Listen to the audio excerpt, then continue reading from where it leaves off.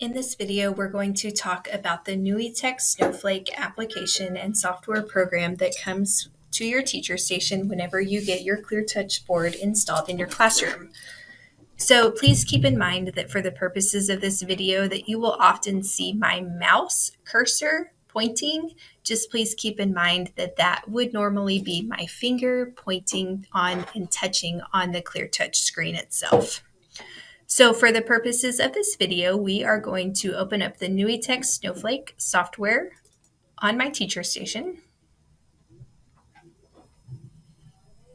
And you'll see that when Cleartouch Snowflake opens up, you're going to see a bunch of applications that are organized into categories that we like to call spindles. So we are in the tools spindle at the moment, but we're going to focus on just one of these applications for this video, and that is called Chorus. So if you're familiar with Cleartouch or if you've been doing your own research online, you may see things that are called Cleartouch Snowflake Canvas. So just know that they did change the name in 2022 to be Chorus. So if you see different videos or different websites that are mentioning Snowflake Canvas, please keep in mind that that is the same thing as Snowflake Chorus. So we are going to open up the Chorus application. And then we'll start with just kind of taking a little field trip through all of the different tools that Chorus has to offer. So in Chorus, it is an infinite whiteboard area. And keep in mind that with your Cleartouch board, remember that you can have 20 points of touch at any point in time, doing and creating and doing all the things within your Cleartouch board. And that, of course, is still the case with the Chorus application as well. So if we start our little field trip down here at the bottom in the toolbar, you're going to see a variety of pen options. The first pen option is your pencil tool. So I'm going to be on the pencil tool and I'm going to use the color black. And remember that my mouse cursor is really, for the purposes of this video, that's my finger touching and doing on my Cleartouch board. You're going to see your brush. And so I'm going to change the color to red and adjust the thickness just slightly so that you can see how it's stylized just a little bit differently there on the ends. The third tool is what I like to call the shape recognition pen. So if you and your board are friends on this particular day, then this pen tool will help you draw perfect circles, squares, triangles, and rectangles. If it is not drawing anything, then it just is not recognizing the shape that you drew as a circle, square, triangle, or rectangle, and so it won't draw anything at all. So we will see how I do with my circles and my square, triangle, and then my rectangle. So these shapes have now become objects within my Chorus space. So we will talk about how you can manipulate your objects and you can manipulate your space in Chorus. Your next pen tool is what I like to call your laser pointer. So your laser pointer will flash for a few seconds and then it goes away.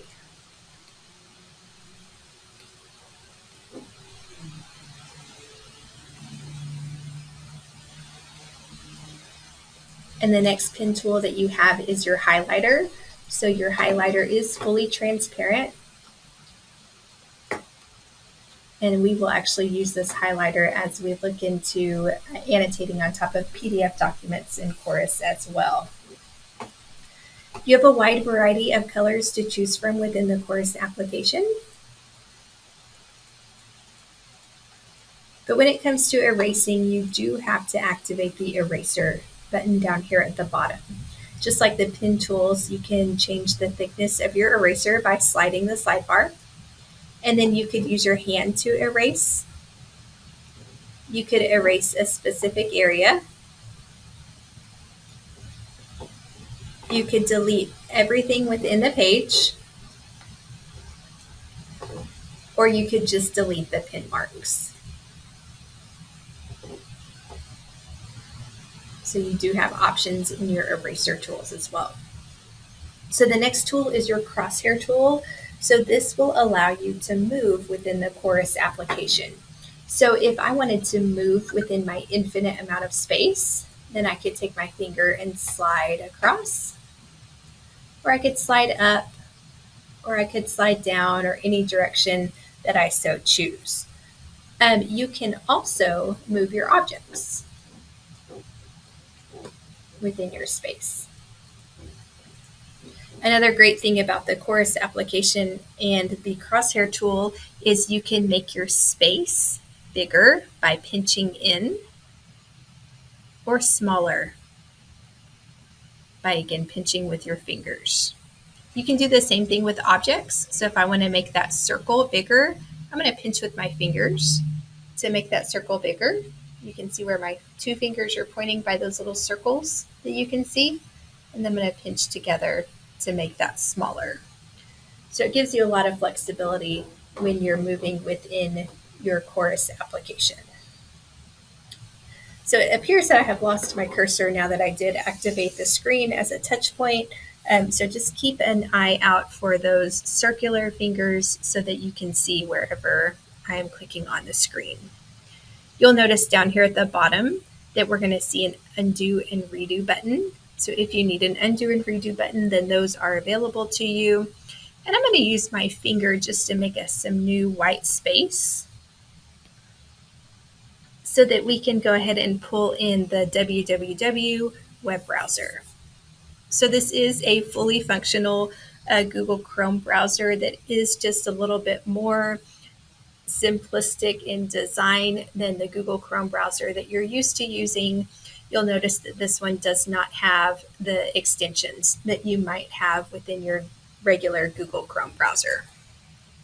But it is fully functional for searching, and then you'll see that your keyboard does pop up there on the screen. So if I wanted to do a Google search for dogs, then I could do that. I can scroll. I can click on the different links. So it is fully functional in those regards. This is an object within my chorus space. So anytime you throw in an object, you do see these object options down here at the bottom of the web browser. So the first one that looks like the two people, that is actually a duplicate button. So if you click on that button, it does make you a duplicate copy of whatever object it is that you're working with. And then those will act independently of each other. So I can make one small, and I can make one big. Or if I wanted to have a collection, I could have a collection over here on the side. You're going to see that you have some mirror images. And then if you wanted to make your browser full screen, then you could hit that full screen button.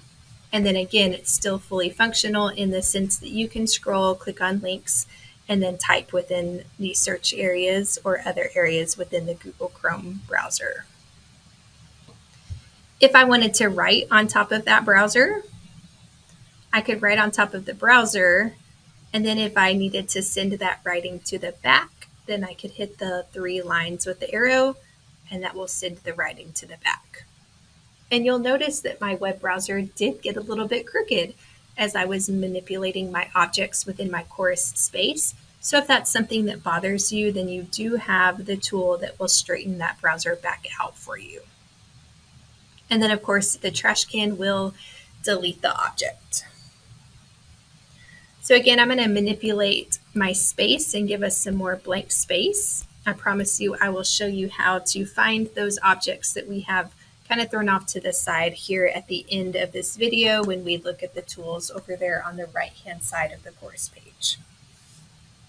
So the next tool that we're going to look at is our media browser. It's located at the bottom of the screen. It looks like a mountain and a sun. So once we click on the media browser button, you're going to see that it brings up the files on your computer. So if you needed to pull in a file, such as an image or a PDF document, then you could absolutely do that. You will also see that you do have the option to link your Google Drive. Just keep in mind that if you have a computer that's old and slow, then that linking of the Google Drive process might take several minutes. If you have one of the newer teacher stations, then you will not have a problem having your Google Drive link very quickly. So I'm going to pull in an image that I have on my computer. And again, that's an object now. So I can zoom in, zoom out, and move that object all around. I'm also going to bring in a PDF document. There's one right here. And so on this PDF document, you will notice that this is a 4-page PDF. So if I wanted to go between the pages, then I would do that over there on the left-hand side. You do still have your object-specific options at the bottom of that object once it's selected. So if you wanted to make it full screen, you could, but keep in mind that you can also, remember, manipulate your space to make things bigger, or you can manipulate your objects to zoom in and zoom out of different things. So if I wanted to write on top of this PDF document, let's say I wanted to circle image 6, then I can circle image 6 or write all over this document. And then whenever I go to page number 2, notice that the writing remains on page number 1. So that's always very helpful. It does not act like an overlay. It actually attaches itself to that space in the document. So if I move my document, the writing stays with it. If I zoom in on my document, the writing stays in place. And if I zoom in or out on my space, then the writing stays exactly where I had intended for it to go. So that's a very helpful tool there within the Chorus application. Also within your media browser, you're going to see that you do have an internet search button up here at the top. So if you needed to pull in a quick image on the fly, then you could absolutely do that. It is a Google safe search, so you should not see any inappropriate images through that search area. Okay. Staying in our media browser for just a little bit longer, you'll notice that we have some words up there at the top. So look at where it says media browser, and it's kind of highlighted in that turquoise. Right next to that, you're going to see a YouTube button. If I click on the YouTube button, then this is a way that we can bring in YouTube videos with no advertisements and with none of the extra junk that YouTube tends to put within their homepage. So you'll notice that Cleartouch does throw their videos on this page first, but there is a search bar up there at the top. So if I wanted to search for Khan Academy, I know I spelled Academy wrong, then you could bring in a Khan Academy video, and I'm going to go ahead and play it for just a second so that you can see, again, there's no advertisements and none of the extra YouTube videos on the right and the bottom of the screen. Welcome to the presentation on adding and subtracting fractions. Let's get started. Okay, let's start with what I hope. So you can see that played right away. If you do pause the video, then you are going to see those suggested videos come up. But notice that we did search Khan Academy, and the videos that came up are all Khan Academy videos. So that's another great feature, is that the suggested videos are all legitimately related to the video that you actually searched to bring in through the course application. So that is an object within my course page. So again, I could make that bigger, smaller, whatever I need to do. And I could put as many YouTube videos on here as I wish. And I could even have a whole collection of videos if I wanted to, and then just make them full screen whenever you're ready to play them. In the last tool down there at the bottom, we like to call this the More Tools button. You're going to see that there is the option for backgrounds. So with the background options, you do have the option to do colored backgrounds. You could bring in picture backgrounds, and you could even bring in grid options. So I'm just going to give us some white space so that you can see what those grid options look like. The first grid option looks like this. And remember, I can zoom in and zoom out on that. The second grid option does look like lined paper, which again, remember, you can zoom in, zoom out. The third grid option is that dotted paper. And the fourth grid option looks very similar to option number 1. However, when you zoom in on your space, you'll see that it's a grid within a grid. So you've got lots of flexibility there as well. You do have the ability to type if you would like to type instead of write with the pen provided with your Cleartouch board or with your finger. Your camera will pull your document camera. So this is a great feature. So if I click on camera, then assuming that you have a document camera pulled up, that is going to pull in your document camera. I do not have a document camera set up. It might pull in my webcam here in just a second. But the cool thing that you can do with this is you can take a picture of what is ever under your document camera.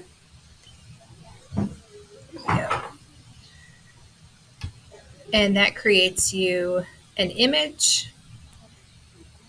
And then you could have your whole collection of images going down there on the side. So that's great if you're working on steps in a procedure or note taking or journaling and you have kids that fall behind, then there is the way for you to capture real quick shots of your document camera without having to compromise continuing on with the kids who are ready, because you can still continue to go live in real time.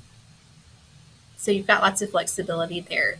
You can even make it full screen by clicking on the full screen button, and then you can switch your camera input if you need to as well. The next tool that you have is your stamps.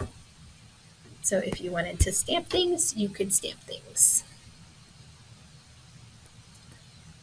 Going over to the math tools. In the math tools, you do have an inch and a centimeter ruler. So you can manipulate that. I'm going to pinch and rotate. So if there was something I needed to measure, but I needed to rotate it slightly, then I could do that. You could also lock it into place by clicking the lock button. And then you could shrink that down and you could rotate it off of that one point. So your ruler has some options there. You have a protractor tool. So if you needed to draw angles or measure angles, then you could absolutely do that.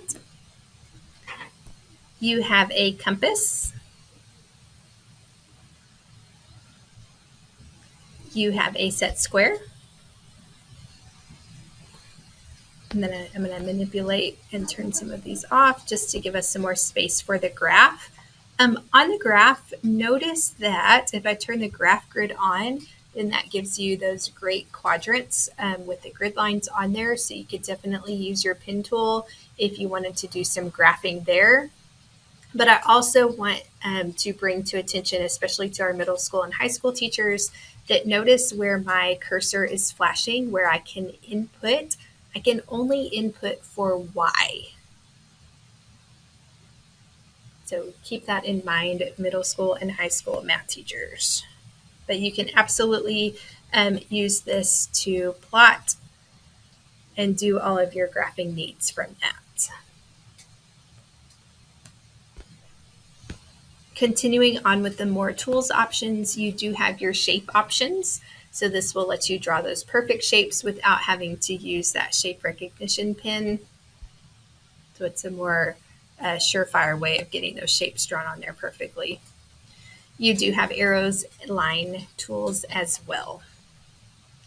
Your next tool where it says hide, this is going to be a hide and reveal screen.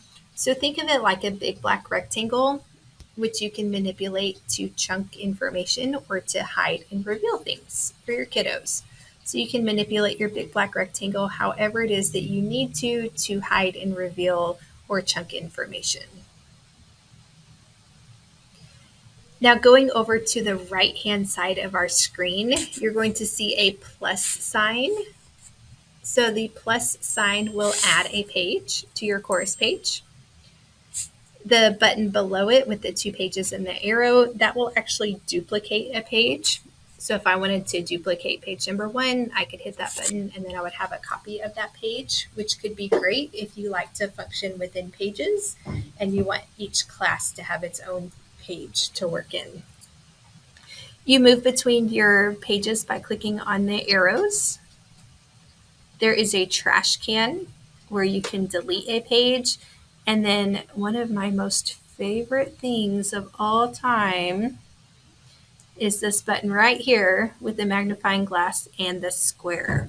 So that is actually going to be our map. So if you get lost within your infinite space in Chorus, then your map will bring you to the correct location. So I can find my shapes, my graph, my fun dog picture. There's my PDF document. There's my image. And I can go all the way back across to my shapes. So the last thing to talk about with Chorus is going to be our pancake menu, which is going to be down here at the bottom as well. So with the pancake menu, you'll notice that there is a save as option. So even if you think you might want the information that you have put in your Chorus document at another time, then you need to go ahead and save your Chorus document. Okay, get back into the habit of saving pretty frequently just in case your work is lost. And the reason why I'm going to put a big disclaimer on this is because if I go to completely close out of Chorus, then there is no warning asking you to save your work or asking you, are you sure you want to exit? Once you exit, your work is gone. So make sure that if you think you want to save it, then just go ahead and save it just to be safe. With that being said, that whenever you do save a Chorus document and you want to open it back up, then you have to come into Chorus and come to your pancake menu and click open to open up your Chorus file. Okay, if you just try to open it from your documents on your computer or your downloads or your desktop or wherever, it's not going to open. It has to be within Chorus first. Okay, there is an option to export as a PDF. Just keep in mind that if you did utilize that infinite space, then if you do export that as a PDF, then everything is going to export extremely small. So a way to circumvent that is if you are planning on exporting this as a PDF document, then prior to putting work into Chorus, you need to go ahead and utilize the lock page option. So you would turn that on. That takes away the infinite space, so then you're limited to just the white screen that you see on your board. And then everything will be to scale, so then you can export your PDF appropriately. Otherwise, that pretty much covers Chorus. Please remember that if you, for any reason, need to hop back to your desktop at any point in time, then the best way to do that is by clicking on your option that looks like a Q or a hook in the bottom left or right hand corner of your screen and clicking desktop. Okay, that brings you straight back to your desktop where you can access Google Chrome the regular way, where you can access anything that you need to access. And then Snowflake is still running down here in the background. So you would just simply click on that hook or that Q again, click on back, and then you would be taken directly back into your Chorus page. So as always, please feel free to reach out to the Department of Digital Learning through Eduphoria Help Desk. And if we can help provide you any kind of support or training, or if you would like to bounce ideas of how to use Chorus or your Cleartouch board for your instructional needs, then we would be more than happy to provide that support to you. Again, we just ask that you please put in an Eduphoria request through Eduphoria Help Desk for the Department of Digital Learning.